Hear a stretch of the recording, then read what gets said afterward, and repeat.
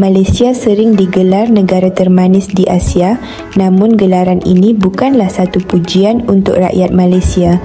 Menurut Tinjauan Kesihatan dan Mobiliti Kebangsaan 2019, 1 daripada 5 rakyat Malaysia menghidap penyakit kencing manis atau diabetes, 3 daripada 10 rakyat Malaysia mengalami hipertensi dan 4 daripada 10 rakyat Malaysia mempunyai tahap kolesterol yang tinggi. Sebanyak 1.7 juta rakyat Malaysia menghadapi ketiga-tiga penyakit ini yang dikenali sebagai penyakit kardiovaskular atau penyakit tiga serangkai. Penyakit kardiovaskular adalah punca utama kematian di Malaysia. Menakutkan, bukan? Adakah anda termasuk dalam statistik ini? Jangan tunggu lagi, bertindaklah sekarang sebelum terlambat.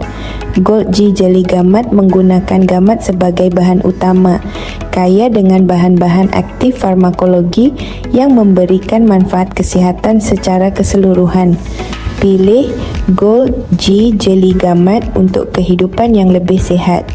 Dapatkan Gold G Jelly Gamat hari ini dan mulakan langkah pertama ke arah kehidupan yang lebih sihat.